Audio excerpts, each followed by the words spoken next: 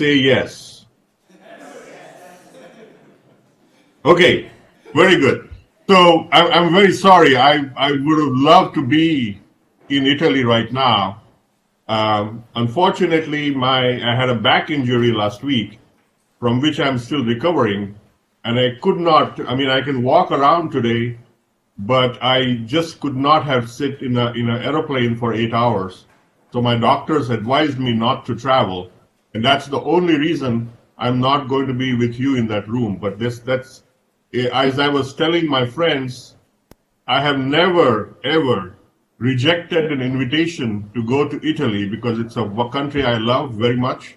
And I really like to come and talk to students. So I was really looking forward to talking to you about the Electron Ion Collider. Unfortunately, it has to be on the internet. So please bear with me. The second thing is I would like to thank the organizers. I know that the tradition of this school is very different. It's really a hands-on blackboard, whiteboard kind of an activity. And because of this remote presentation, we have to break that tradition. But I promise to come some other day and deliver lectures in person.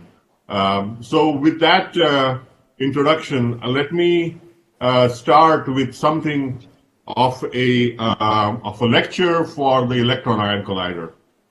So let me just start the screens, 1 minute. And I can see you, so if you have any questions, please raise your hand. I think with the white background in the back, I think I will be able to see it, although I will make the screen smaller. But I will try to be attentive to your questions if they come up. So let me start the presentation itself.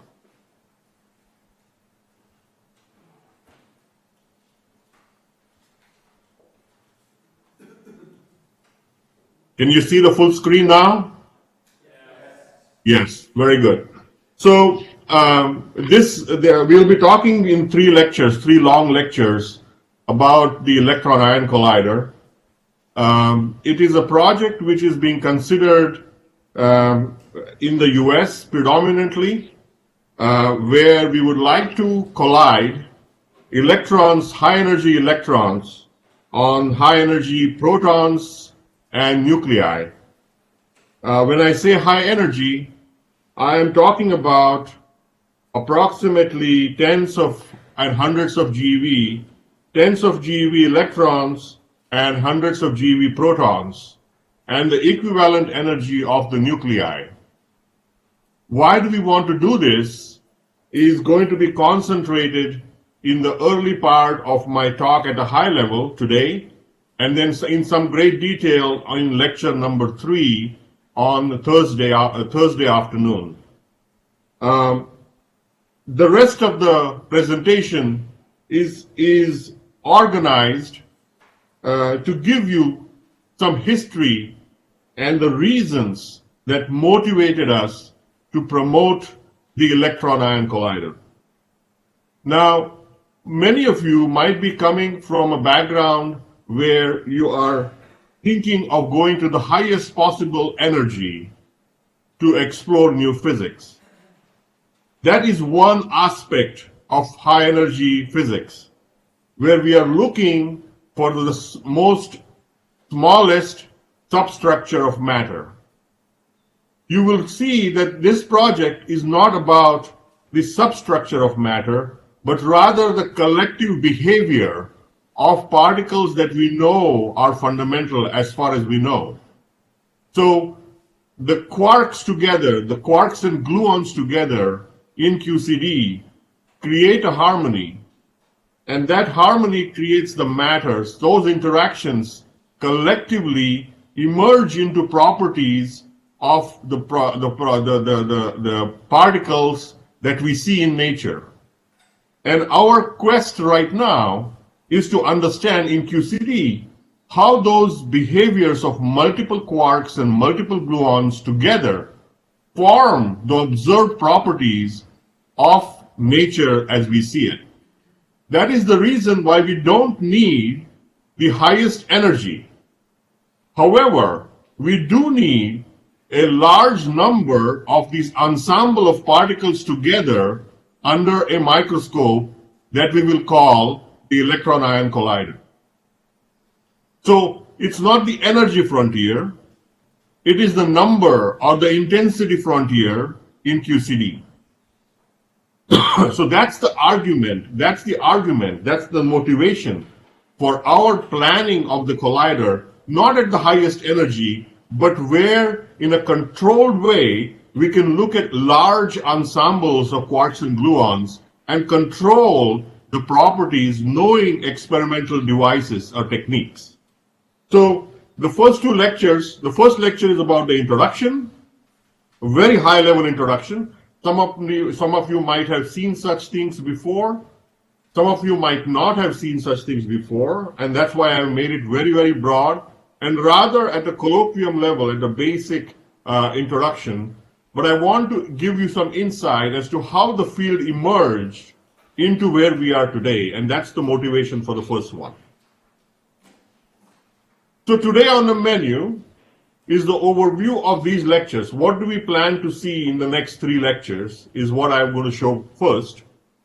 I will introduce you at a high level to the Electron Ion Collider. I will also introduce you to the high level of physics of the Electron Ion Collider. And when I say high level, you probably won't see any equations in that. But conceptually, I want to set up a set of questions that we will answer in the lecture number 3. The history is what we will start with, really at the base about 100 years ago. I will tell you some of the experiments that changed the way we think about physics and what has brought us to the current understanding of the Standard Model. And I will probably always focus on the QCD aspect of the Standard Model because that's where we are going in this set of lectures. We'll talk a little bit about the discovery of nucleons, protons, neutrons, and quarks. And then at the end of today's lecture, we will go into the kinematics of electron-proton scattering and set up an experimental or a calculatable homework for you until we see each other on Wednesday. So that's the basic overview plan for today's lecture. So the first part of this is the overview of the 3 lectures. So today we will do this. We will do some history. I will introduce you to the Electron Ion Collider, and I will introduce you to the deep inelastic scattering, fixed target, and collider. How are they different? So I will generally solve some equations for you, and then you can yourself figure out how to go from a collider to a fixed target or vice versa. Day 2 are all the physics topics that people in QCD, in our field of high energy QCD, have been exploring for the last 3 decades. I will tell you what the surprises were in those QCD investigations experimentally, how they were mitigated locally by explanations that were, some of them were right, some of them were wrong, and we'll go through that as we go forward. I will introduce you to the only polarized collider, the relativistic heavy ion collider, which has the capability of not only colliding heavy nuclei, but also specifically colliding polarized protons. I will tell you something about the transverse spin puzzle, which historically, I think, in my opinion, people neglected for 30 years. And that led to a diversion in the field, the direction in which the field went. Only in the last 20 years, people appreciated the value of the things that we neglected and came back. So I will tell you the story of that. We will end tomorrow's lecture with some information and surprises from the deep inelastic scattering of nuclei, also studied at CERN. One theme that I want to make a comment about is that the science that you are going to listen to although in the last 2 decades it has been done at diverse places, it all originated by these measurements that happened at CERN, which were surprising not only in the spin era, but also for the nuclei. So let me comment on that tomorrow again to emphasize that this science has emerged out of landmark experiments called the European Muon Collaboration, EMC, at CERN. And then it spread into everywhere at DAISY, in the US at Brookhaven National Lab, at SLAC, etc., etc. So the surprises really came from CERN. So you should be all, predominantly European students should be looking at it from that perspective. And on the last day, as I mentioned to you, I will do the deep inelastic scattering with the Electron Ion Collider. By this time, you will know what the open questions are. You would have known what the spin puzzle is. And I'm going to show you how the Electron Ion Collider might solve that. The second aspect of the Electron Ion Collider, the ion part, is to understand what is the glue, what is the role of gluons in QCD, and then how QCD helps us understand the structure and the dynamics of partons that creates the nuclei as well. So we will reach that in the third lecture. And towards the second half of the third lecture, I will tell you about the accelerator. I will tell you about the detector design, integration. How we design a detector is something that we'll spend some time on. At the end, I will tell you what the status and the prospects for this collider are.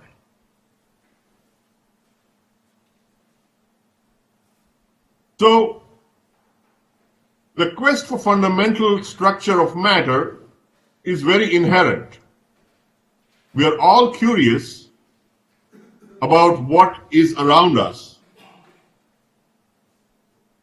What are we made up of? What is the smallest thing we can find? What is the most fundamental thing we can find?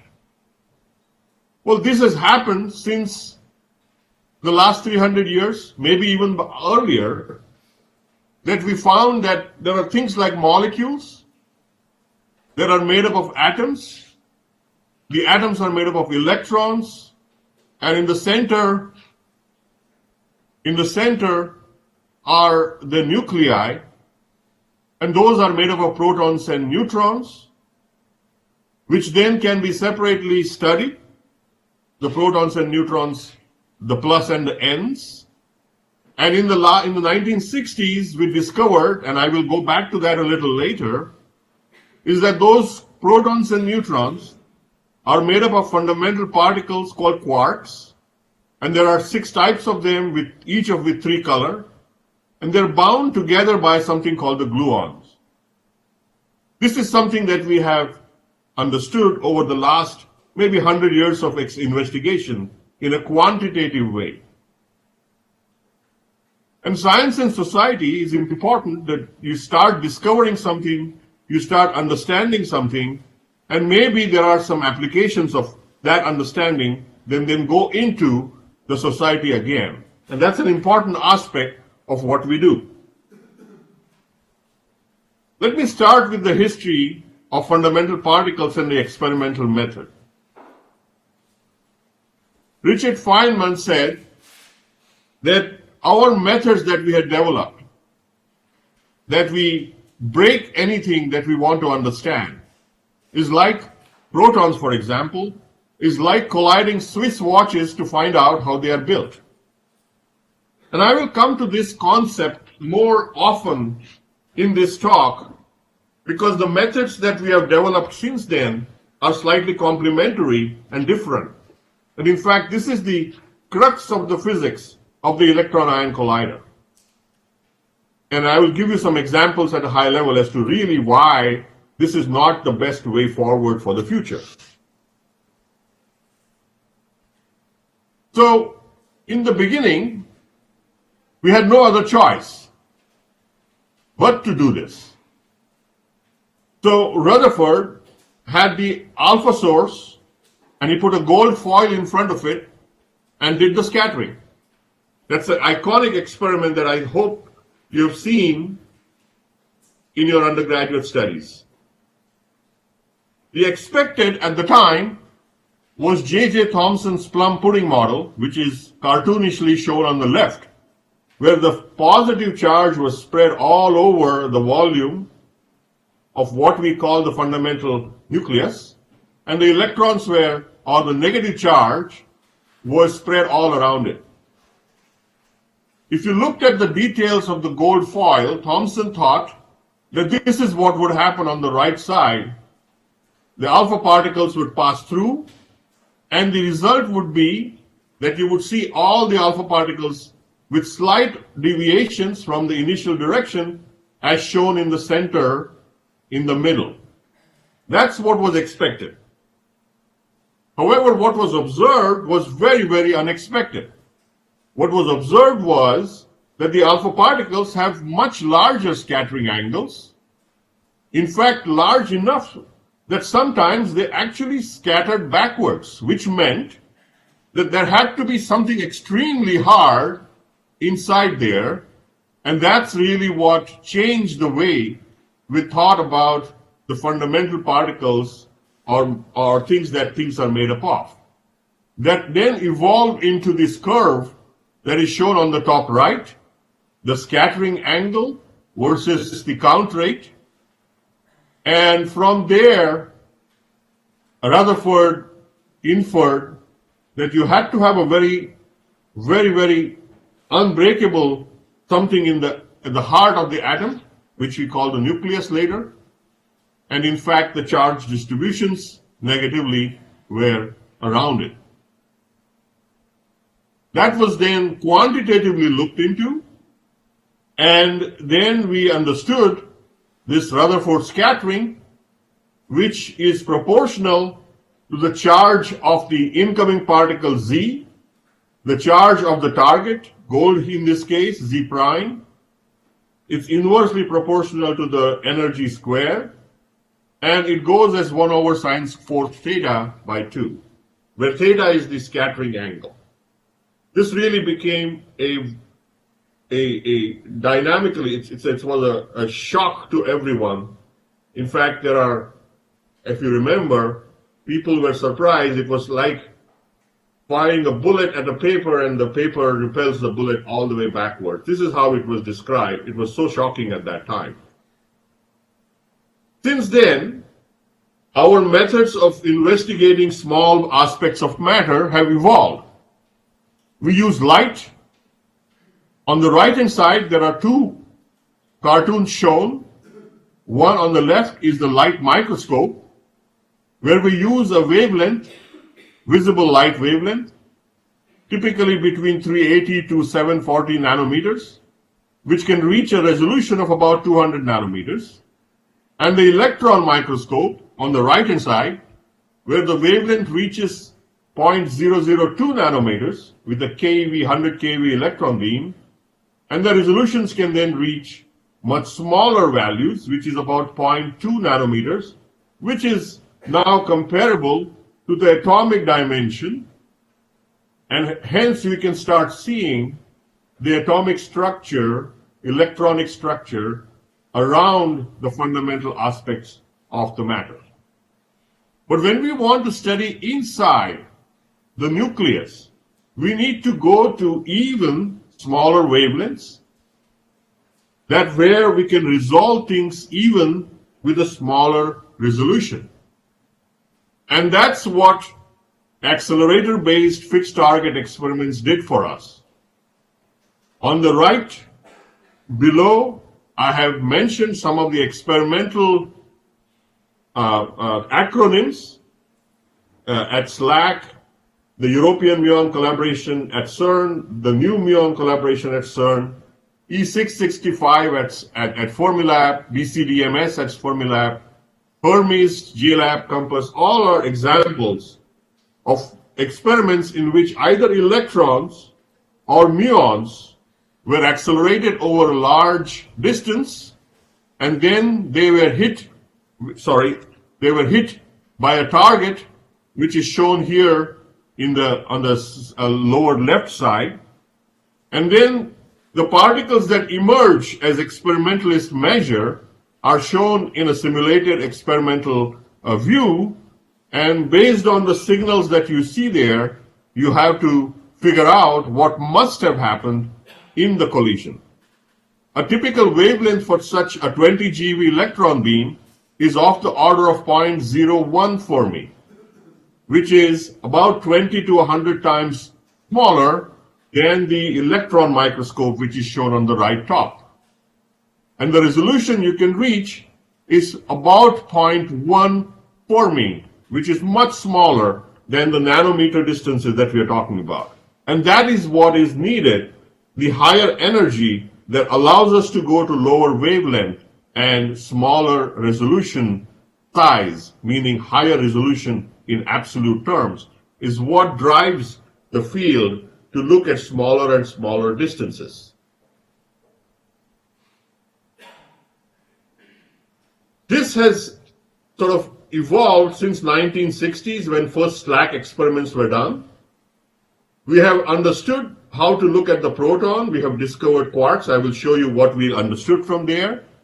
But the scattering was understood that the Rutherford scattering, which was the electron nuclear scattering or electron proton scattering at the heart of the hydrogen nucleus, had to be modified because of the existence of the fundamental particle, property called the spin. And when you add spin to it, then what you get is the Mott scattering. And I guess you have looked at it before in college. And basically that allows us to measure the charge distribution called the form factor, which is the Fourier transform, which is connected to by the charge distribution to the Fourier transform, what's called the form factor.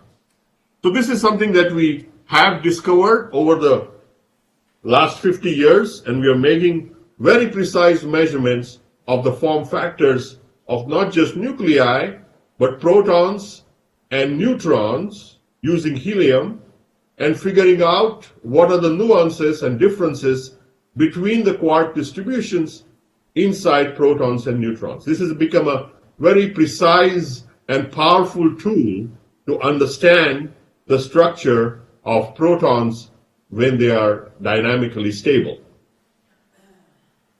The experiments that were done typically, and I've taken this as a historic experiment, I will come to the more modern experiments later. On the left-hand side, you see the long linear accelerator of electron beam coming to the end, and in the white circle is the end station A, where the experiments are set up. Inside them is the target, which is now inside that hall end station A. You see on the right-hand side picture, there is a target. And then there are spectrometer magnets called, what we call detectors. And notice that there are two arms, and they are sitting on a circular cables there, or circular rolling. So the entire detector can be moved in a circular way. And there is another arm that you see in the background, which is a very similar one, which sits at the end of the hall. If you look at them in a schematic, the same experiment is shown now. The electron comes through, hits the target at the top, and then it's an elevated view. The magnets bend the beam upwards. There is detectors at the front as well at the end. The scattered electron is deflected by a controlled and known magnetic field at a fixed vertical angle. So we know exactly what the energy of the scattering electron is. If we change that, the setting, we will measure a different E prime. Similarly, we want to measure the scattering angle, and that is shown on the lower bottom side, plane view, where you see the theta being measured by the spectrometer arm. And like the angle you select the E prime, you can also select the angle theta. And that can be changed. The whole spectrometer rolls over those rails and measure different angles.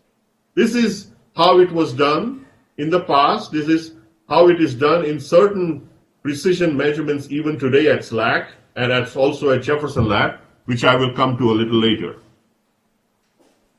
But the exciting thing about those early experiments was that we discovered experimentally, using a very similar scattering experiment as was before, that there are different types of quarks. Over time, we discovered, using electron and proton scattering in slightly different methods, which we will not go into in detail here, but we established two types of quark conglomerates called the baryons, the 3-quark systems, and mesons, which are the 2-quark systems.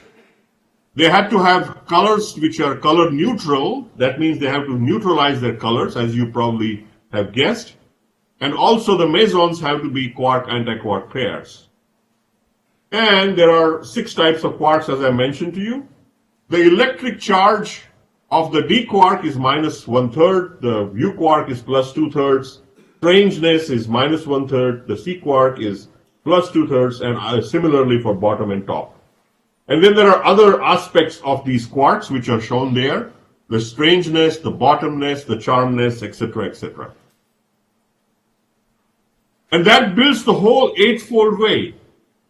Every structure that we have seen in nature, all the hadrons, the 3-quark systems, and the 2-quark systems called the mesons, can be explained by combinations of those 6 quarks and antiquarks. And that is shown here. It's a beautiful pattern which was guessed before it came about and actually helped us identify locations on these structures where we should find a new particle. And then experimentalists went and looked for those. And this becomes a beautiful eightfold way where we understood the location and the reason for having each quark structure for each proton.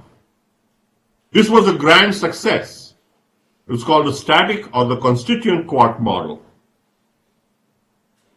However, if you looked at the detailed properties of these particles, try to understand the structures or the dynamics in there, the static model failed. Something was still missing. To understand what was missing, let's step back a little bit and look at these 2 aspects of the quantum field theory. The first one is the electrodynamics, quantum electrodynamics. It is propagation of photons that do not carry electric charge. The flux is not confined. It's 1 over r. R can be infinite. There's just the potential is 1 over r, and the force is 1 over r squared. And that is shown here between these lines, and the lines of forces. The flux lines are not confined. They can be anywhere here. The force shown is here, and here is the Feynman diagram for E plus E minus annihilation going to muon plus muon minus. The coupling constant alpha for interaction strength is 1 over 137. That appears then as a coupling constant right here, and that's how we normally explain the effect of electromagnetic radiation or potential, coupling constant divided by R. The quantum chromodynamics is distinctly different. It's nearly perfect fundamental theory. It has 3 charges, the red, green, and blue, and it's bound together by gluons. And interestingly enough, the gluons, unlike the photons, are self-interacting. That means you can have a glue-glue interaction as shown in the center right there, where you have a gluon splitting into 2 gluons or 2 gluons merging into 1 gluon. And this is where the fundamental difference between QCD and QED lies. The flux is now confined at short distances. It goes as alpha s over r, and at long distances the potential increases as proportional to r. That makes it impossible for color particles to leave the confines of protons and neutrons. That confinement is an important and a unique feature of QCD, and the existence of nucleons. It's something that we don't quite understand completely. We understand the short-range effects, where the quarks are free to move inside the protons, but how they are bound together inside the radius of the proton, what we call the radius of the proton, is something that is still not quite completely understood, and that is the holy grail of future measurements and understanding confinement. We will come back to in different aspects of clues that we can measure at the Electron Ion Collider in the future.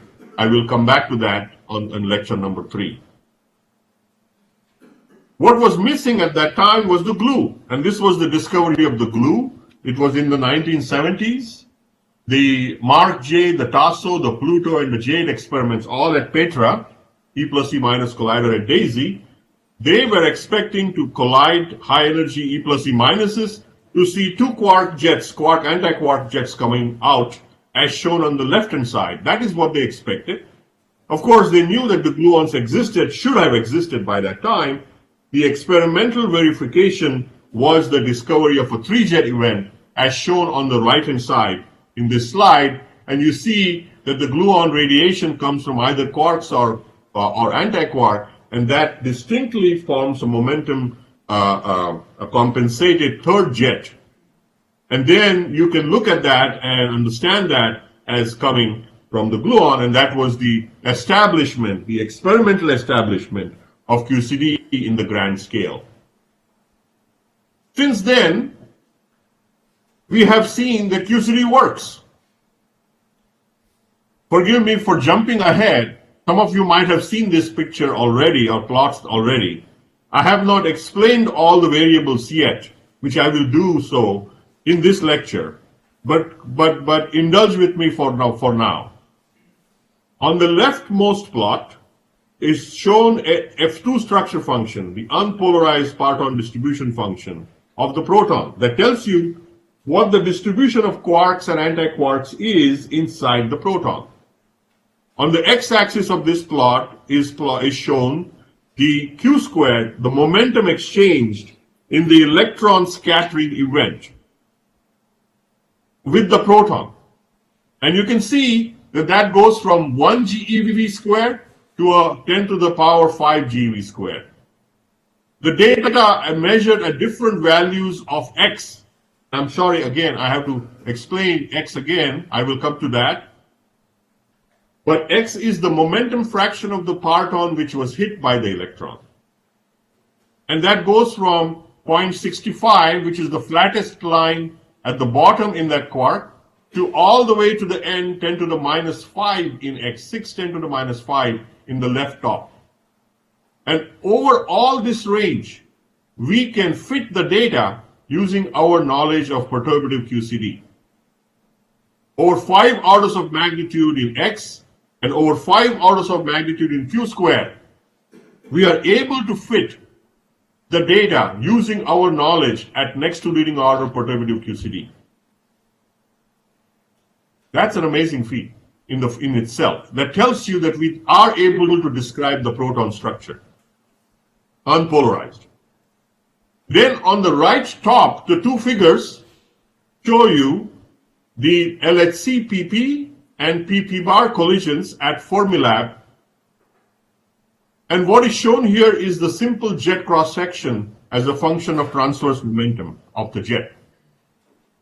What goes into those calculations are the distribution functions of the F2 structure function that comes from HERA, which is an electron-proton scattering machine, and our knowledge of perturbative QCD of jet cross-section or jet measurement or cross-section.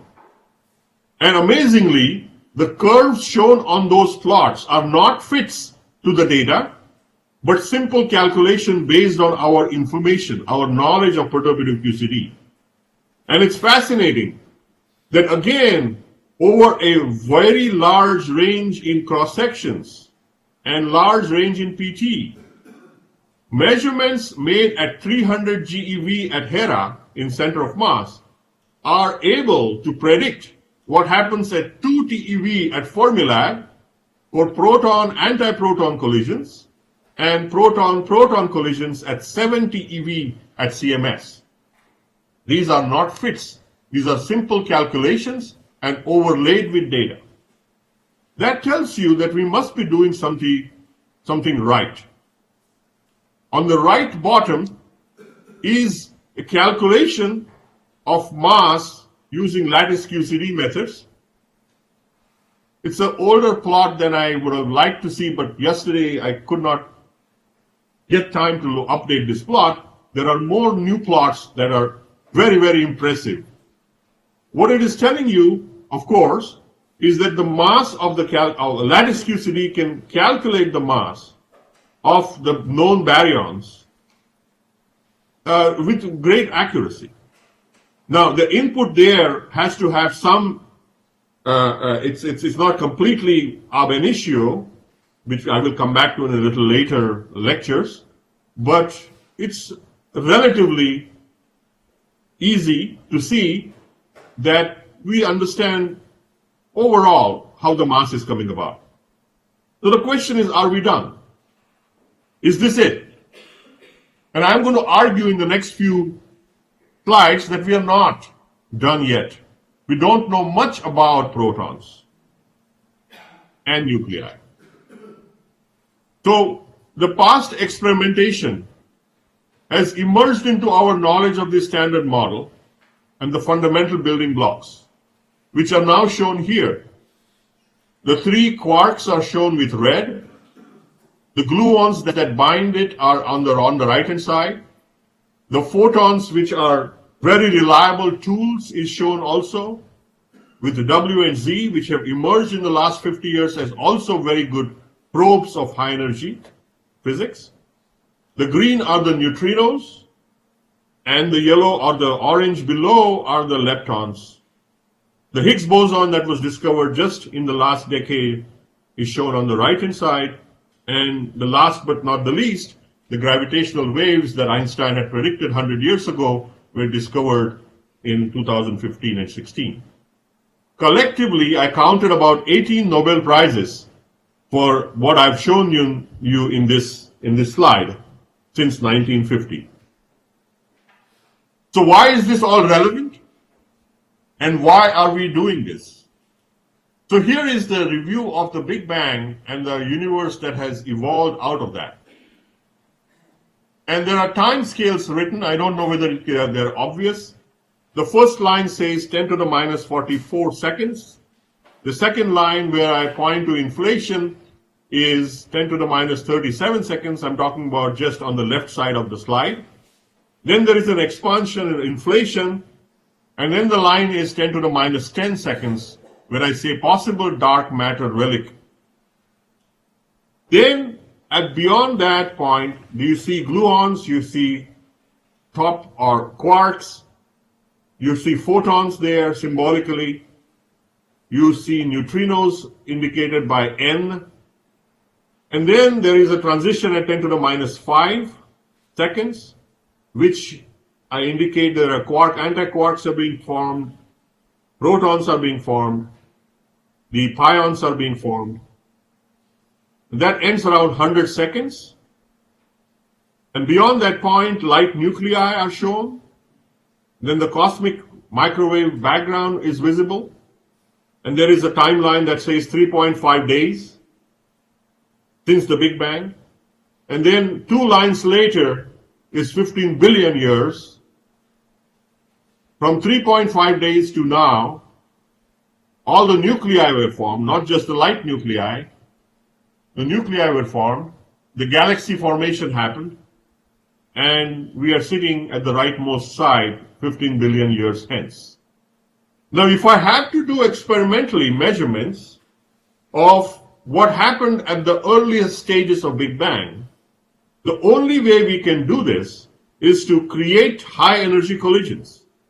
We want to create situations that existed at the beginning of the history of the Big Bang. And on the left top, you see the accelerators listed. So you take the nuclei that we have, you put a lot of energy in them, and you hit them, as Feynman told us to.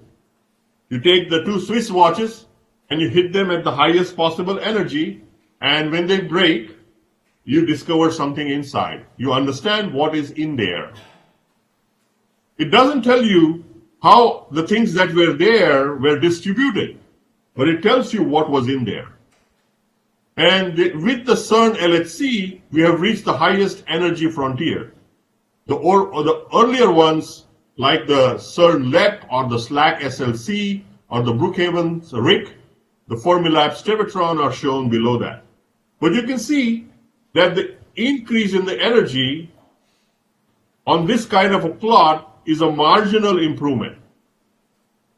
And that's why we have to rely on cosmic rays, which are shown there, which allow us to go to the, so far at least, potentially the highest energy.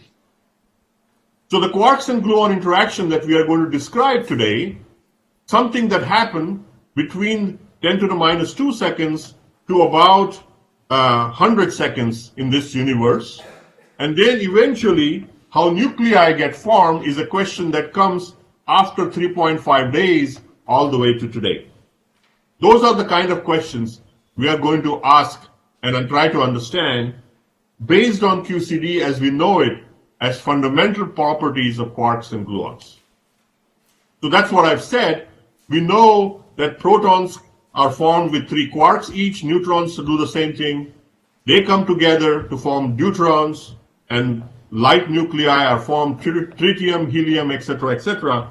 And on the right-hand side is a cartoon of neutrons to protons, where you see all the nuclei that we know of today, with shown are with for color are the stabilities of various nuclei. The central black line that is shed are the stable nuclei.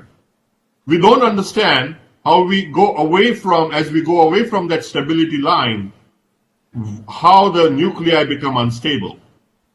There is a way to study that from the nuclear physics point of view, but there are potentials even at the Electron Ion Collider that I will barely mention on the last day, if I get chance, as to how we will understand what is the relevance of Electron Ion Collider to even this plot that I'm showing you on the right. All these are then wonderfully put in the Mendeleev's table, which we call the periodic table, and I will skip this a little fast for in order of time. Let me go forward. So I showed you this wonderful fundamental particles that we know of today. Higgs I am not shown, but assume that there is there at the base of it all. The problem is experimentally this, that the red things on the gluons individually are not detectable. Because of that fact I mentioned to you, confinement. We have never seen quarks free in nature, and gluons as well. The W's and Z's, they break quickly. We have to use them at high energy before they decay. The muons and tauons can decay. They are unstable. The neutrinos that are shown, they have a very, very long absorption length. They hardly matter, interact matter. So the only thing in this nature, really experimentally we have ready to be used are the electrons and the photons. So that's the experimental challenge that we will bring to. We can use muons. We have never used tauons really for a colliding beam experiment. Muons we have by accelerating them and making them stable in their rest frame for a longer time. Neutrinos are measured differently, but yes, we have used them, but it's difficult to use them in a very simple controlled way because of their lack of interaction. So we have to figure out somehow the electron, neutron, muon, and the photon as the future where we can do precision studies, which is the goal of this machine.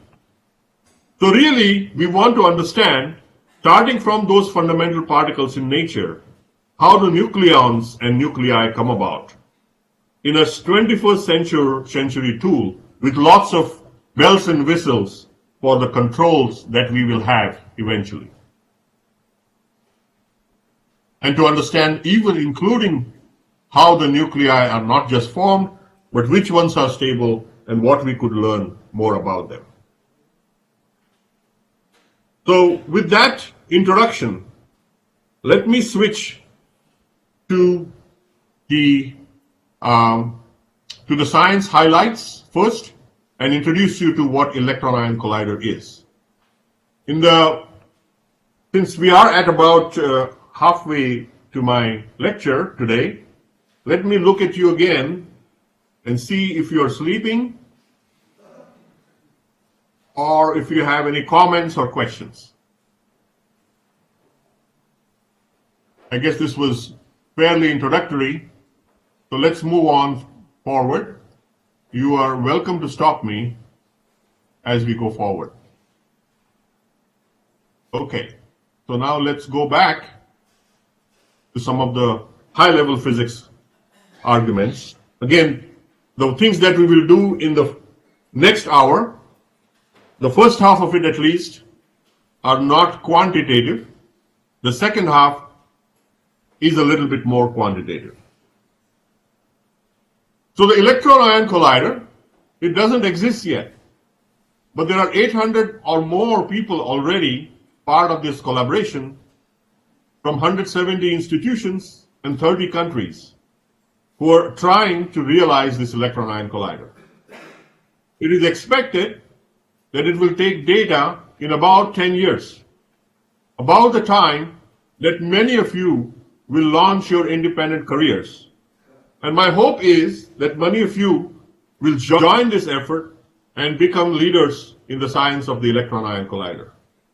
So what is the excitement? Why is a large group of people who have studied QCD in the last 40, 50 years suddenly getting involved again, not at the energy frontier, but the luminosity frontier with a variable and controlled deep inelastic scattering machine? So here is what it is. So on the right hand side, you see a cartoon in which there is a red and blue ring, and there is collisions happening at this place where the two rings collide. And what is happening in that region is the electron is coming through from the left, the proton or the nucleus will come on the right, and the electron gets scattered. E prime is shown here symbolically. So counter-rotating electron and proton or nuclear beams collide in an interaction region. The electron is structureless. Remember, electron is the most fundamental particle as far as we know. Protons and nuclei are targets with structure, and we want to understand what's inside them and how things happen in there. So that's why we want to have them as the target. And the method we are going to use is deep inelastic scattering, the details of which we will go in a few minutes. When realized, it will be the first polarized electron polarized proton collider. There have been many colliders in the world where different particle species were colliding with each other, but the only collider in the world where the orientation, the spin of the particles was completely controlled was the relativistic heavy ion collider, or the RIC, where the proton beam's spin was completely controlled. A significant amount of the lecture tomorrow is going to be about how we did that, what was the physics motivation, and what were the limitations. We'll come back to that later. But there has never been a polarized electron and a polarized proton collider in the world. There was Hera, which was a daisy, in which the electron beam was polarized, but the proton beam was not. On another aspect, with the electron nucleus collider, it will be the first electron nucleus collider in the world. Never have nuclei and electron been colliding in a collider mode. It is extremely important. We will see when we have come into the discussion of designing the detector as to why that is extremely important and relevant to the science that we want to do. Typical resolutions that we are aiming to achieve are of the order of 10 to the minus 16 to minus 18 centimeters, meters, sorry. Here again, the quote.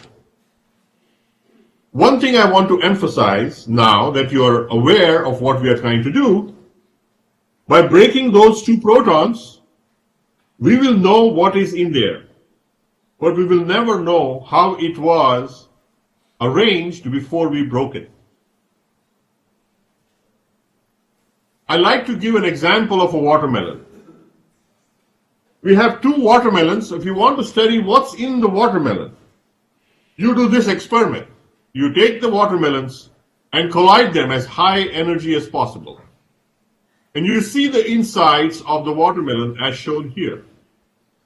The only answer you can give me is, there was the meat, the red meat, and the black seeds. But if I ask you, well, what was the arrangement of the seeds and the meat before collisions? You will not be able to tell me decisively how it was. For that you need a knife. You need to cut the watermelon with a knife that is unbreakable, of course. In our case, the proton and the nucleus is the watermelon, and the knife is the electron. You can slice the proton, look at it in a very detailed way by either cutting, or in fact in the future I will show you that you can also look inside the proton even without breaking it. So this is really first order of business. We want to use an electron to cut through the watermelon. And here is the peel again. On the left hand side is the knife and the watermelon. And what we see in the deep inelastic scattering is cut watermelon with distributions of seeds very systematically cut through. One thing I want to mention to you is, we will go into more quantitative details later. H is the Planck's constant, H bar it should be actually. Lambda is the wavelength with which we are probing. So the electron comes through on the left hand side and gets scattered as the electron seen observed there, you can see on the right, on the center top, L prime, and it exchanges photon with a momentum exchange Q, and that photon has a wavelength lambda. If the wavelength of the lambda is much smaller than the speed of, or the size of the proton, then you will see inside the proton. If the wavelength is much larger, then the chances are that you will simply miss the proton. That means you will not do deep inelastic scattering, but elastic scattering. Whereas in this case, we want to intend to go inside the proton, although we want to break it. And for this movement, we can see the quarks by increasing the resolution by going to smaller value of lambda. And that way, the smaller the value of lambda, the higher the momentum exchange, and the higher the momentum exchange, the higher the resolution, as you saw in the simple pictures that we saw about the SLAC experiment and the fixed target experiments, etc., etc. So now let's get a little bit more quantitative. Why is deep inelastic scattering a precision and control tool? Again, I've shown you the deep inelastic scattering diagram on the left. The electron comes through, exchanges a virtual photon. I call it virtual because I've given it a star. And the virtual photon is called virtual because we do not detect it directly in the experiment. It is an exchange between the electron and the proton. As long as the wavelength of that is smaller than the proton size, you're doing deep inelastic scattering, you will break the proton, and the debris of the proton is shown with a few blue lines at the bottom right. On the top right is shown the scattered electron. It has an energy that we can measure E prime, and it has scattered through an angle theta E prime. Actually, there should be a prime there. So those are the two things I can measure. And because of the collider nature or the accelerator nature, or fixed target even, I know exactly the energy of the incoming electron before collision. And I also know exactly the energy and the momentum of the proton or the target that I'm using precisely. Those two things are very, very crucial to the deep inelastic scattering. The Q squared, the momentum exchange, is written with four vectors on the top, and then solved for the energy and the observables. What is shocking is that you can simply look at the momentum exchange as coming from the energy of the initial energy of the electron, the final energy of the electron, and cosine of the angle of the scatter.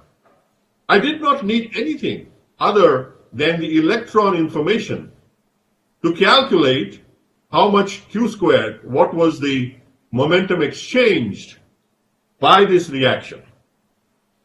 I can build a very powerful detector, very expensive detector, to have a very, very high resolution of energy as well as position, theta E, and I can improve this uncertainty in the Q squared arbitrarily, completely based on my willingness to put money into building a detector. Then let's look at the measure of inelasticity, Y, 1 minus E prime divided by E cosine square theta prime by 2.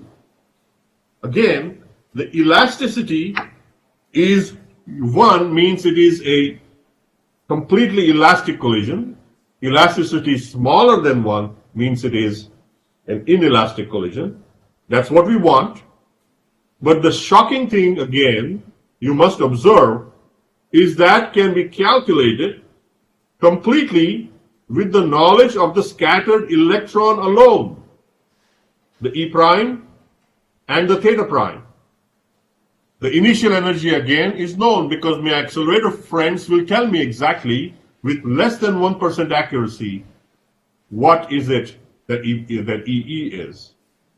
The square of the center of mass, S, is 4 times EE, EP, and the X, which is the momentum fraction of struck quark. This means that all the quarks which are moving inside the proton have some distribution of momenta that all sum up to the proton's momentum. They should sum up to the proton's momentum. And this is telling you that X can be calculated using Q squared divided by 2PQ, which can be then is simplified to Q squared by SY. Now you see that Q squared was completely calculable using E and E prime, and S is known from the accelerator parameters, and Y can also be calculated by looking only at the scattered electron. So somehow, knowing the value of the initial electron energy and the angle and measuring it in the final state, we have discovered that we can calculate everything that happened to the event in the partonic frame. The hadron side, you can see the Z, which is the momentum of the hadron that might come out of such a collision. Nu is the energy of the photon, and the transverse momentum is the momentum of the hadron that comes out with respect to the angle of the photon. I will come to that a little bit more detail later in the lecture. You don't have to focus on the hadron side yet. But the bottom line that I want you to take the message back and learn from this slide is that knowing the scattered electron and the scattered electron energy and angle, and knowing the initial energy of the electron, brings in unprecedented control and precision to the deep inelastic scattering. And typically there are 3 types of events that we like to measure. The first one is an inclusive event, where we don't care what happened to the hadronic side. So only the scattered electron is measured, and other neglected part is called X here. The semi-inclusive result, in which we have, when the photon hits the quark inside, it pushes the quark into that direction. I've not shown it in this figure, but imagine a line continuing down from the photon direction and pushing a quark from the proton in that direction. That might be the quark that might pick up an antiquark with it and form a pion or a kaon, or it might create pick up two protons and antiprotons two quarks to pick up to become a proton, or just simply destroy the proton and form a jet. That's called semi-inclusive event. And then you have to include, in addition to that, what happened to the proton's remnant or the nucleus's remnant. That is shown on the right hand side with the blue, and that is called the exclusive event. So as you go from inclusive to exclusive event, we need to spend more and more money and thinking power to measure everything that goes in to the event. We need to be careful to measure that. And that makes the detector more complicated to design, interaction region more complicated to design, and also more expensive. I will come back to that in great detail in the last lecture. So let's revamp. The gluons in standard model, we know they're important. They carry strong color. They're chargeless, massless, carry color charge. They bind quarks and gluons together with tremendous force. But we still don't understand many aspects of that. The color confinement, the composition of nucleon spin, which we will go into detail tomorrow, but I will mention it now. Quark-gluon plasma that has been discovered at RHIC and LHC. And the unique feature of that QCD is, I mentioned to you before, comes from the fact that gluons carry color that allows you to have these right-hand side diagrams, which you will never have in QED, photon-photon interactions. All of this then binds all these quarks together, and we know that all the hadrons are formed by gluons binding them very, very tightly. We will be mostly talking about protons and neutrons, but the rest of them are similar. There is no reason to believe the physics might be different, but they are very difficult to do experiments with because most of them decay very quickly. You have to be innovative in understanding it. Okay, mass and spin are fundamental particles of atomic particles. If a particle is composed of other smaller ones, they should contribute to these properties of these composite particles. The sum of the masses of quarks and gluons in some way or the other should add up to the mass of the proton, and some of the spins of the quarks and gluons should add up to the spin of the protons. And what we find is, because of peculiar QCD interactions, the proton mass is not explained by summing up the three quark masses. The three quark masses only, the bare quark masses, simply comes from the Higgs mechanism. On the left hand side is 1.78 10 to the minus 26 grams. This is the origin coming from the Higgs mechanism. However, the proton mass is much larger, 168 10 to the minus 26. So about 95% of the mass is coming from something else. Only 1% of the mass of the protons, neutrons, and hence the visible universe. All the nuclei are made up of protons and nuclei. Predominantly, the nuclei carry the mass. So in a sense, it is this Higgs mechanism only allows you to see a few percent of the total universal mass. And the massless gluons and very small mass quarks make up the total mass of the proton. Where is that coming from? Do we understand it deeply enough? Now, I showed you some plots before where lattice QCD is well on the way to understand this. But I think experimentally we can contribute independently to that, and I will come back to that in my third lecture on the EIC as to how we might do that. Now, so far, we have looked at a proton as moving at light speed, and Feynman told us that you don't need to look at its transverse dimension. The only relevant parameter of quarks inside the proton was the momentum fraction x of those quarks. And we have done very good physics. As I showed you, the cross sections matched. They have two structure functions over q squared matched. We could calculate things for jets cross sections over many orders of magnitude in completely different systems at completely different energies. So I think we should be happy that QCD works that way. However, when you turn around and say, wait a minute, what does the proton look like in transverse dimension? Suppose the proton is coming at you, you are not looking at it passing by, but if the proton is coming at you, what does it look like? And that brings you to the aspect of the form factor, the spatial distribution of what's in there. So let's do a Gedanken experiment, a thought experiment. On the left-hand side are three models of protons and the static form. And on the right-hand side are the same three models of protons. They are boosted and looked at with a high energy probe. Remember, high energy probe means that you are resolving the proton better. So on the right-hand side, on the left-hand side, you see the bag model, where the gluon field distribution is wider than the fast-moving quarks inside the proton. Suppose I told you that I give you a device to measure the gluon radius, the distribution of color gluon radius, and separately I give you another tool to measure the charge quark radius. And if you measure those, and if the proton presents itself in this bag model, then you would find, if you did the experiment precisely and well, you would find that the color radius, the gluon radius, might come out to be larger than an average quark radius or the charge radius. The constituent quark model, which is shown cartoonishly in the left-hand side in the center, where the gluons and C quarks are closely connected to the massive quarks or inside the quarks. That means wherever there is a quark, there is a bundle of glue around it.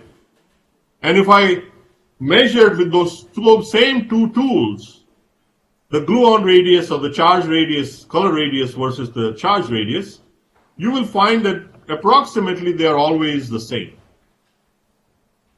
On the other hand, lattice gauge theory of slow-moving quarks tells you that gluons are more concentrated inside the centers of three quarks inside a proton.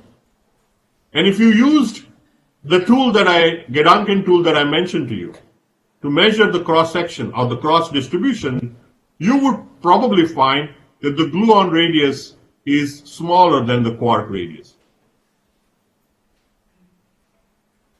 To really see this and what the consequences might be, we need a tool to look at the protons in transverse dimension and separate them into quarks and gluons.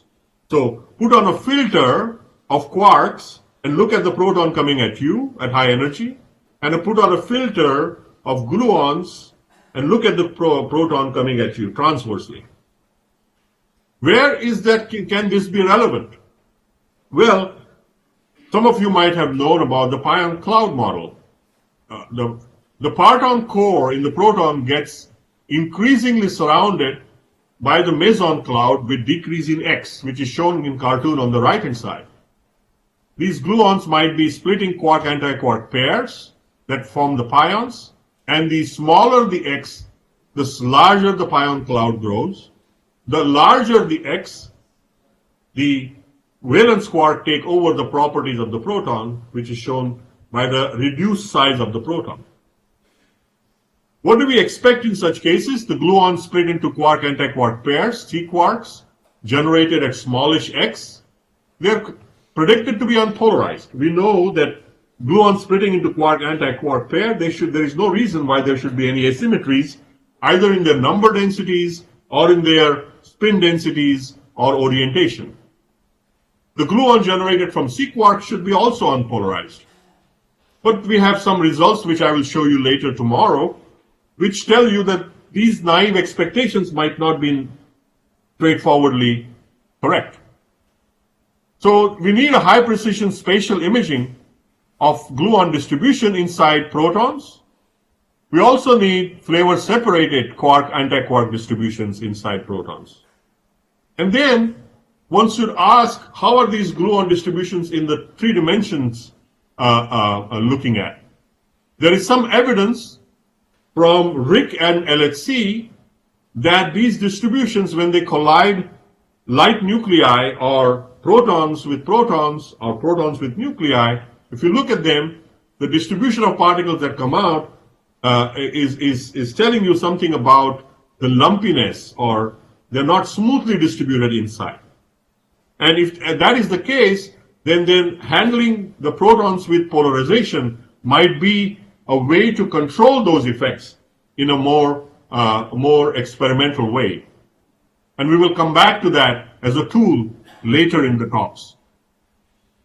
So what do we know today about the polarized and unpolarized distributions?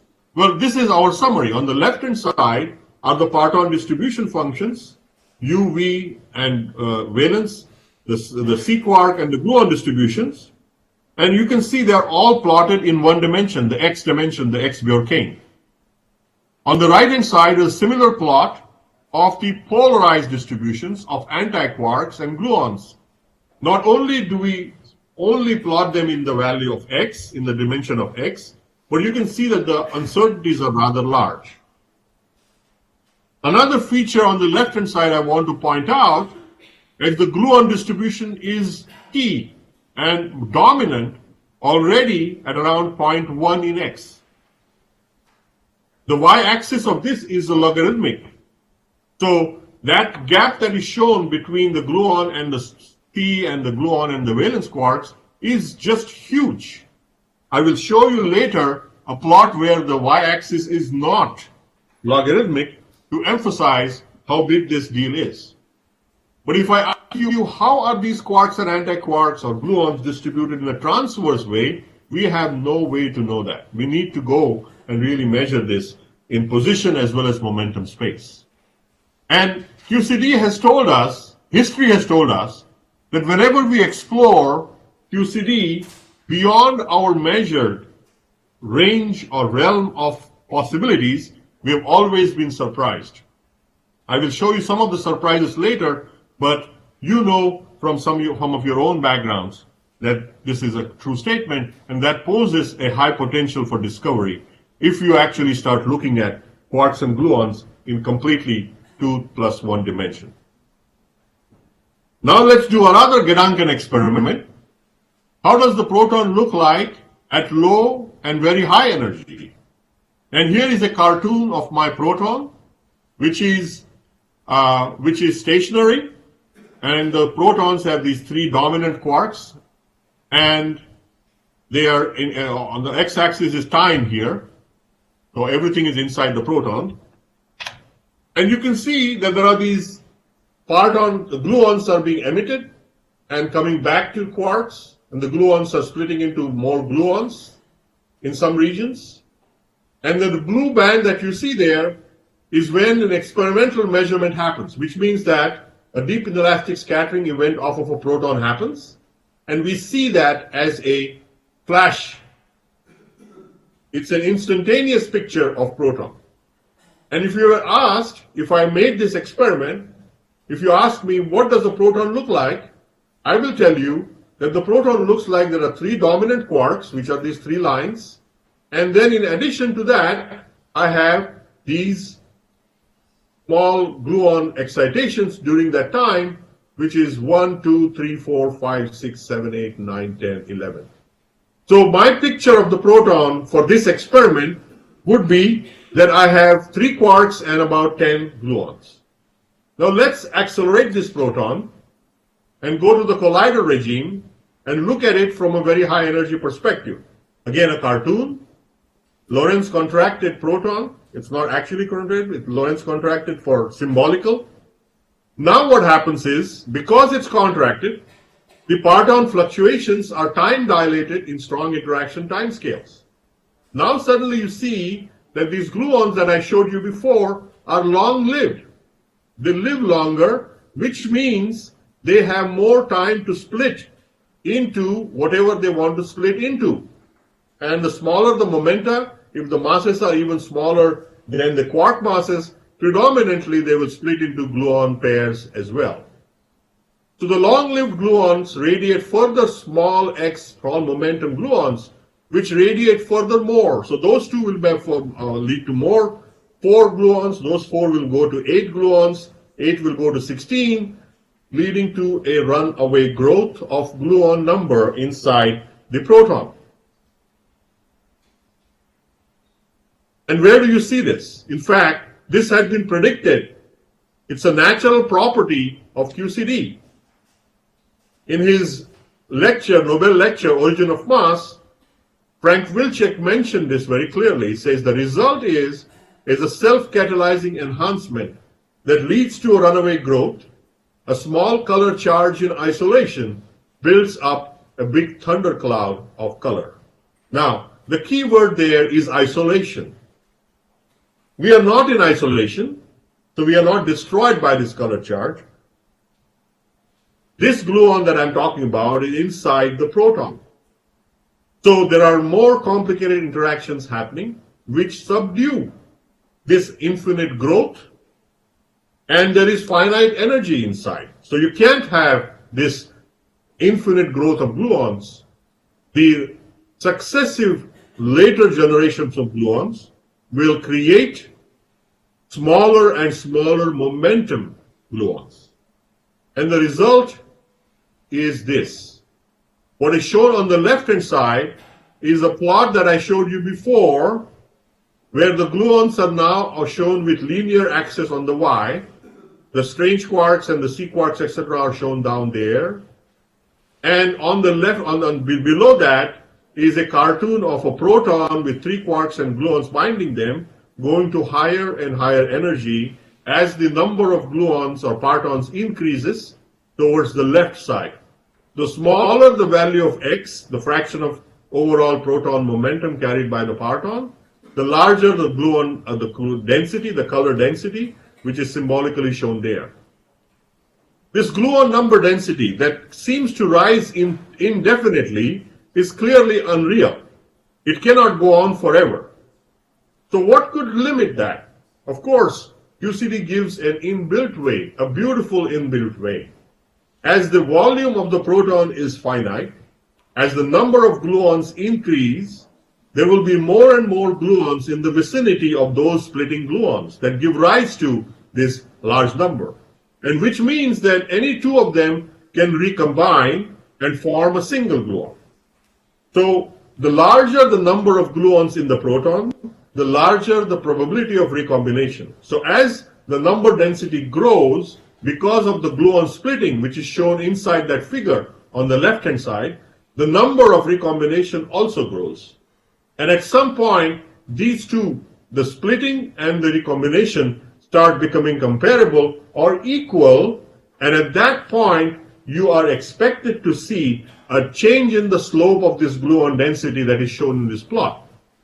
But we have experimentally not seen that saturation or turning over of the gluon curve which is shown there. Experimentally, we have not seen it. But the theorists are ahead of us. They know that this happens. This should happen if everything that we know about QCD is right.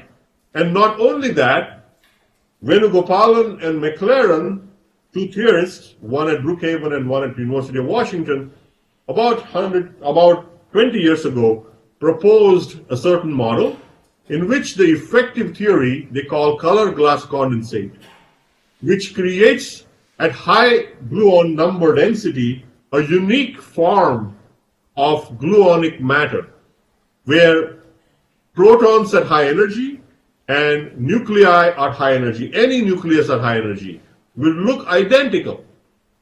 It will only have these property of color glass condensate, color because these are color interactions that are expected to come predominantly through gluons, which are colored.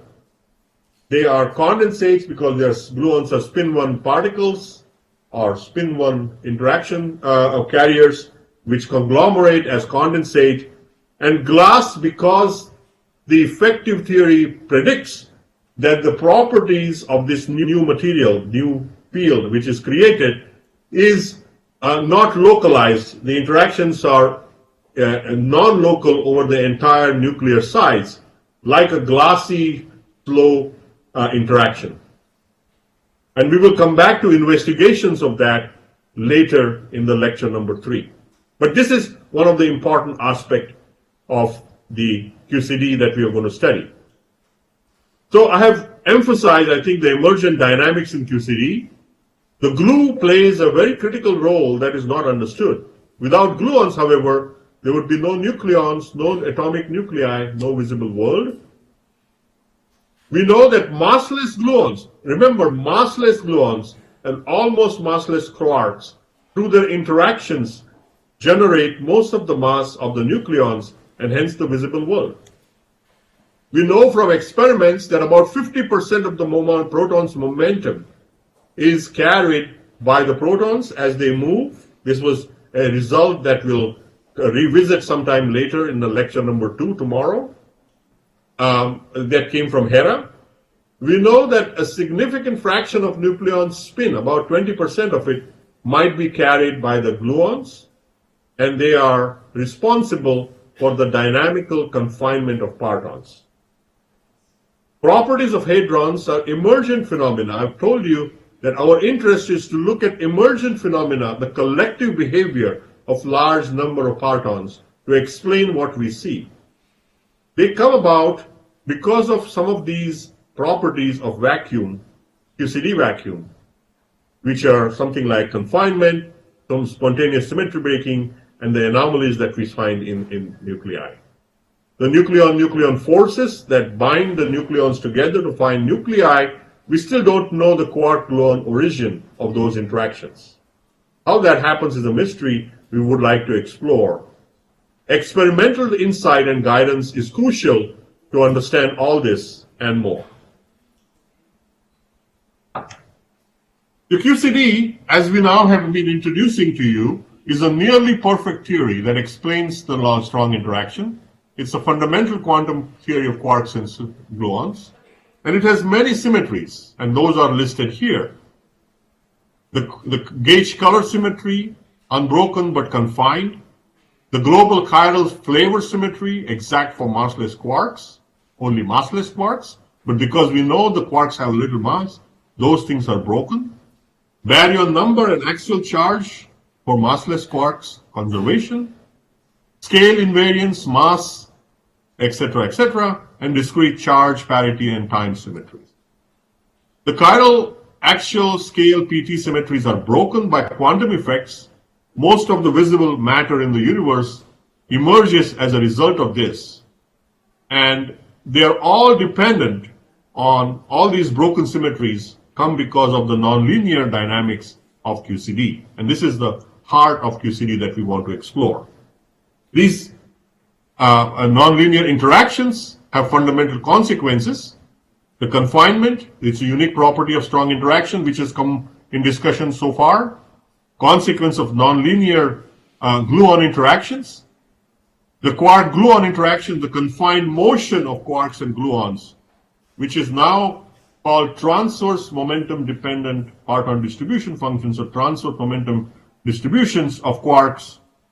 The confined spatial correlations, which are confined or characterized by generalized parton distribution functions, or GPDs.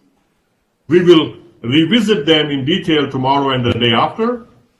The ultra-dense color fields of gluons, which I mentioned to you, the colored glass condensate. We want to study if it exists. If it does exist, at what energies? And if it does exist at those energies, is it universal? All hadrons, do they behave the same? Do the nuclei behave the same? The question is, if there is a parton inside the hadron, a proton, or a parton inside the proton inside a nucleus, would it know at the highest energy that it is part of a proton versus a nucleus? Is it universal? That's the sense of it. So the landscape that we want to measure, explore in QCD is shown here. Now we know what X is. The parton density is increasing as X decreasing on the right-hand side on this plot. The Q squared, which is the resolution, is shown on the left side on the y-axis. The perturbative QCD, the QCD has the highest resolution scale, Q squared, where things are completely weakly correlated, is well described. And that's where we showed the jet cross-section, the highest energy phenomena that we have seen. What is also shown on this landscape side are some other blurred lines. The blurred lines tell you some transitions that we know are happening smoothly within this scale. The first thing you need to know is there is the strong coupling regime of non-perturbative physics in the low q square and the weak coupling regime that happens at high q square, which is shown on the right hand side. The ultimate weak coupling is where I already told you that the highest resolution physics can be done very precisely. Now let's start at the parton density, which is lowest. The left bottom corner, you see the hadrons as they evolve into non-linear regimes because of the gluon or partonic internal interactions. There is a transition from strong to weak coupling, as is shown there, and somewhere there is the confinement, chiral symmetry breaking important. High up there are strongly correlated quark-gluon dynamics in the weak coupling regime. There is a place where the saturation or the high-density gluonic matter might occur. We don't know exactly where that happens, but that's the regime where there would be weak coupling at high parton density. So you would be able, in principle, to use the perturbative methods that rely on the weak coupling to study these nonlinear interactions, which is of great value and interest, which is where we want to go. On the right bottom are the regions where people look for Pomeranic exchanges, Regge trajectories, etc., etc. So all are these things are the ones that we want to measure and explore, not just in individual form. Most of the investigations of the past were concentrated in one of these regimes. We didn't have a way to go from low to high, weak coupling to strong coupling over a wide range in parton density. We did not have that. We want to have that in the future. In fact, we want to go to an extremely high parton density to explore with precision with the electron scattering tools and really explore that exciting opportunity that presents itself by looking at this. Those high-level questions are now going to be formulated in the context of the Electron Ion Collider that I'm going to tell you. How are the C-quarks and the gluons and their spins distributed in space and momentum inside the nucleon? How do nucleon properties such as spin and mass emerge from them and their interactions? So the naive picture of the proton, which was just 3 quarks, which has now become more complicated with gluonic interactions, the quark-anti-quark inside there, and possible motion, is shown on the right-hand side there. Now let's take a nucleus. I do the deep inelastic scattering of a proton inside the nucleus. If my wavelength is small enough, energy is high enough, I not only impinge the nucleus, but also the nucleon, and start pushing the quark inside the proton, inside the nucleus in a certain direction. And that is a colored object passing through the nucleus as shown in the cartoon here. And that color transfer through the nucleus is an object of great curiosity.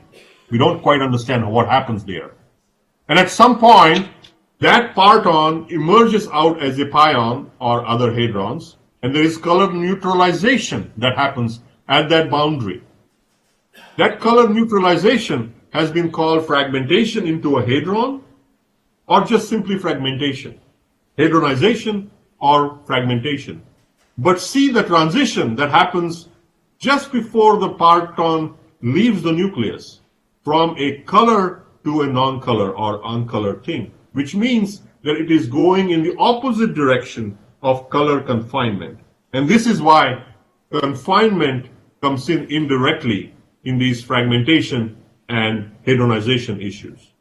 how do confined hadronic states emerge from quarks and gluons is hence a promise to study confinement in the reverse direction. How do quark-gluon interaction happen and bind nuclei together? I've alluded to that before.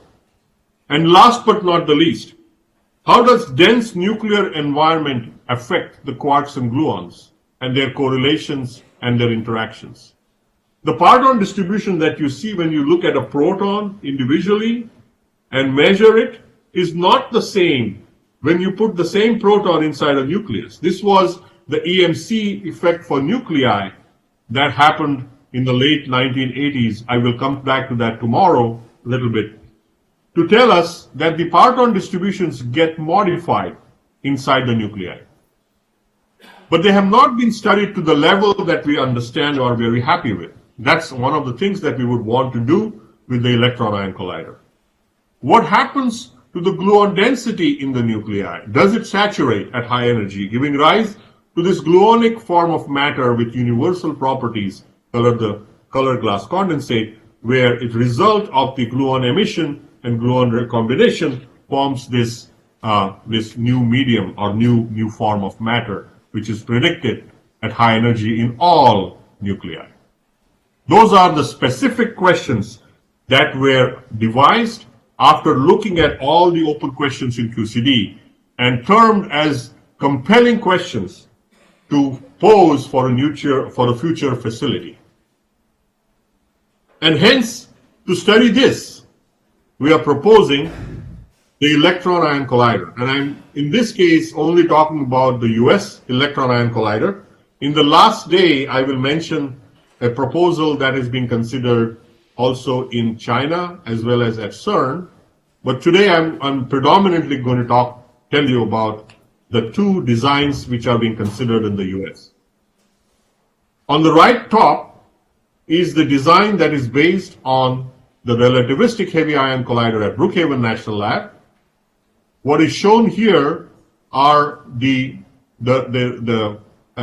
schematic of the ions that are already existing. The green and the yellow are already beams exist. We have been colliding them for the last about 18 years. To that complex inside the same tunnel, we would like to add an electron beam, which is shown here in red, and then have two detector areas, detector 1 and 2. They already exist, meaning the detector areas exist to have these collisions. This system is injected electron on the right top. You see polarized electron source. There's an injector linac shown there, and that is injecting into the ring, and then the ring gets filled. The hadron beams are filled in the yellow ring from the bottom left, where you see the polarized ion source going into the AGS, and the AGS then gives out the connector ring and then fills up the RIC, and then we have this E-RIC, the Electron Ion Collider at Brookhaven National Lab. On the right bottom is the alternative that we think of, is at Jefferson Lab. We already have the 12 GeV CBAF, which is shown at the bottom. The electron source is shown with sort of greenish, bluish green color. And then we would have to build the hadron beam complex, which is a bow tie shaped complex shown there. The reason for that, I will come back tomorrow in my lectures. If you want an answer to why that is a bow tie shape, in words I will mention later tonight, but some physics of it will come tomorrow. They also have two interaction points, which are shown as interaction regions and very similar in the output for physics. What we want is now shown in the central column. We want polarized electron, proton, deuteron, and helium beams.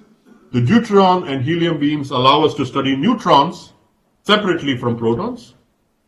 The electron beam is a 5 to 20 GeV electron beam range. The luminosity that we want is the number of particles, collisions per centimeter square per second, has to be somewhere between 10 to the power 33 to 10 to the power 34, which is about 100 to 1,000 times larger than the previous such experimental measurement at Hera and Daisy. And the second thing we want is that we want to have a variable center of mass energy.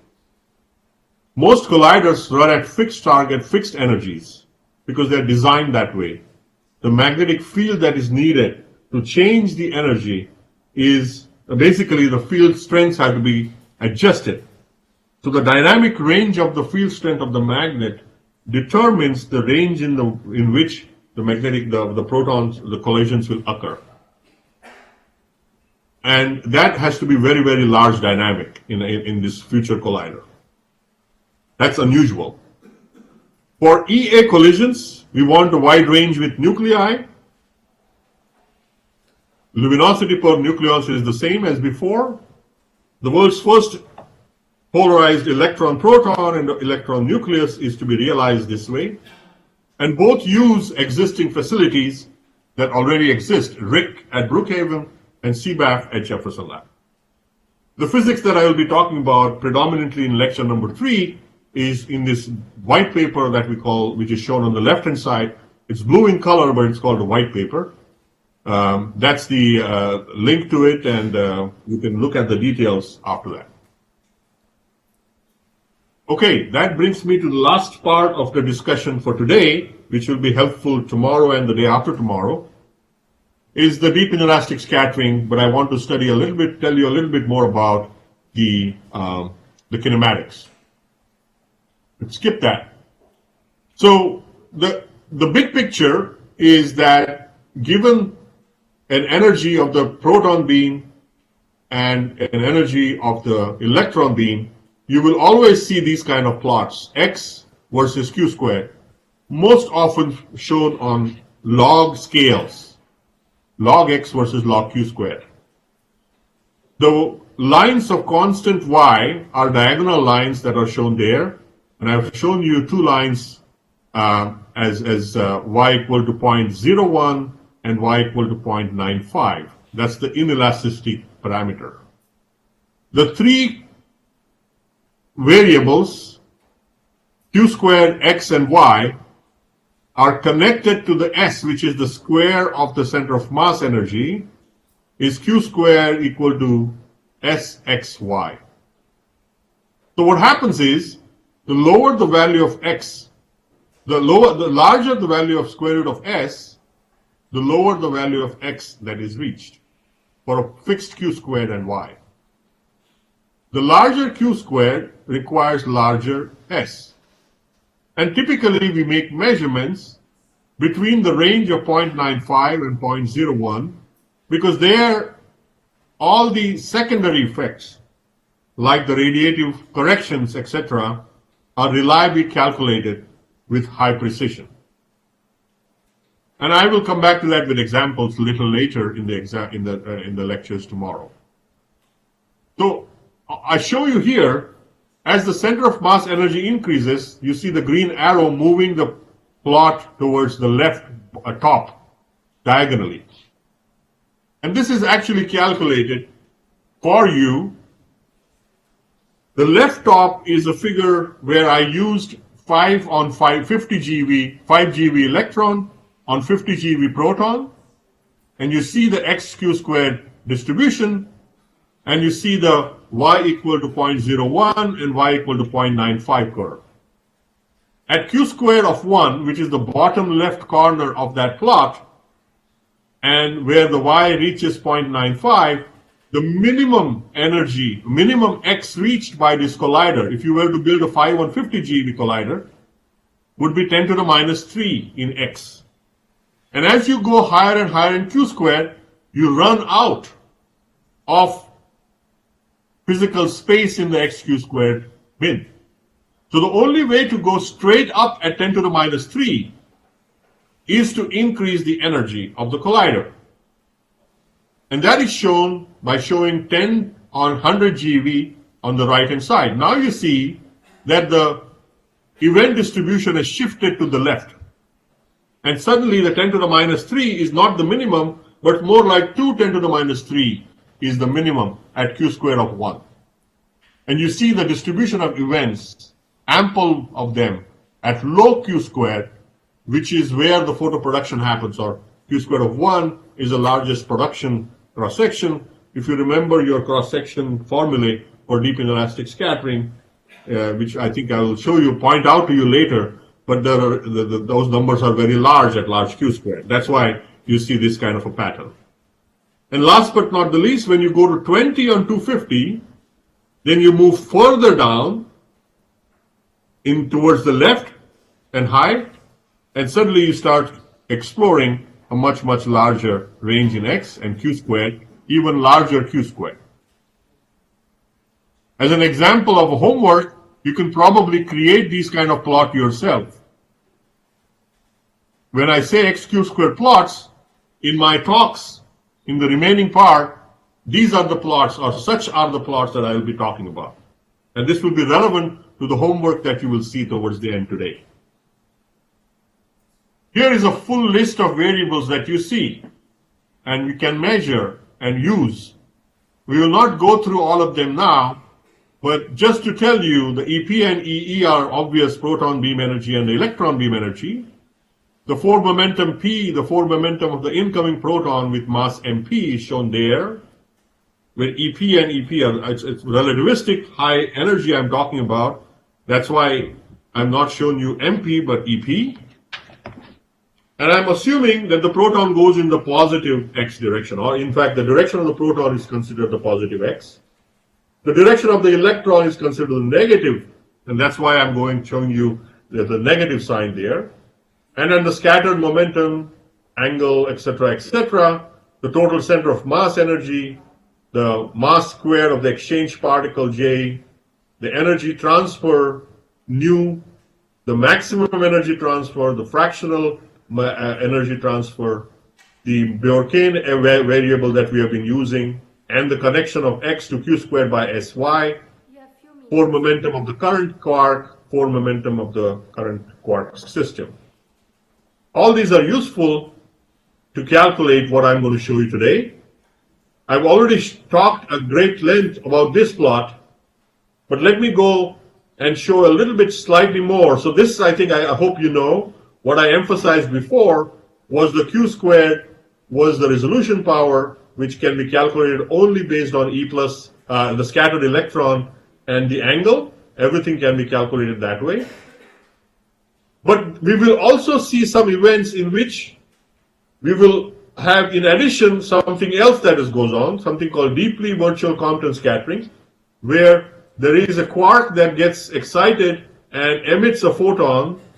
I will tell you why this is important later in my talks, but that photon is also measured, and what then you get to is the proton, which is unbroken. In the final state, there's an electron, a photon, and the proton, and what is in here is the generalized parton distribution. So when you want to measure the generalized parton distribution function, you need these kind of events. But here too, everything to first order can be calculated simply by looking at the electron final state. But there will be times in which the scattered angle of the electron is so small that it goes very close to the beam pipe, where there are either detector edges or the electron just does not come out of its initial direction. So small is the scattering angle that it goes into the beam pipe. There might be other reasons why you want to see the scattered electron, because as the electron is approaching a proton, it might see a Bremsstrahlung, or initial state radiation, and that means that the kinematics of the event that you are going to measure is going to be unreliable.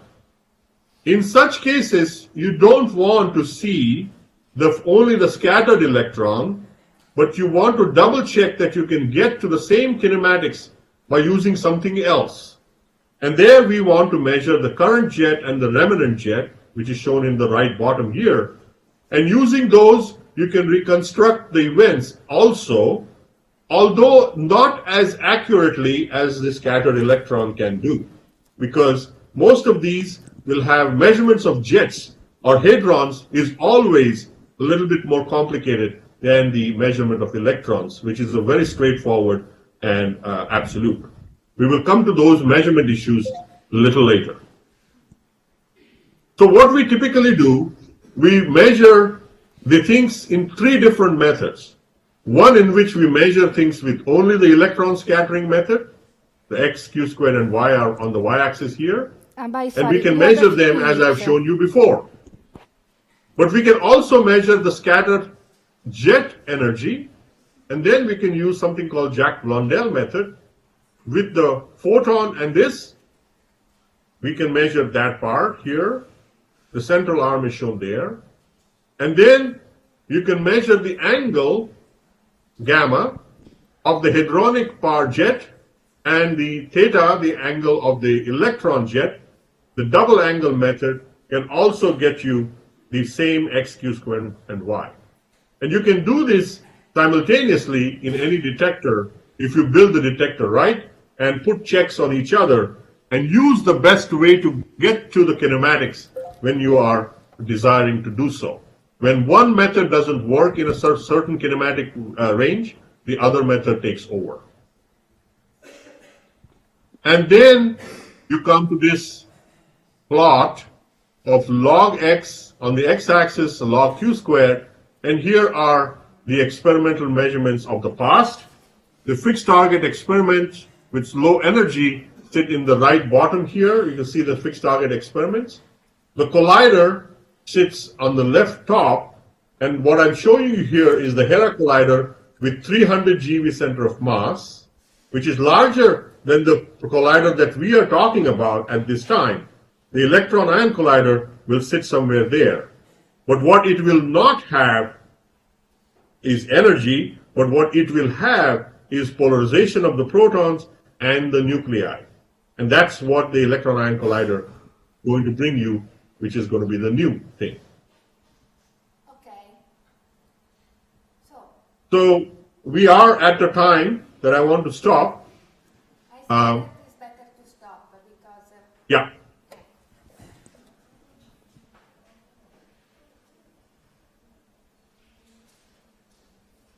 So these are the homework that you leave, okay?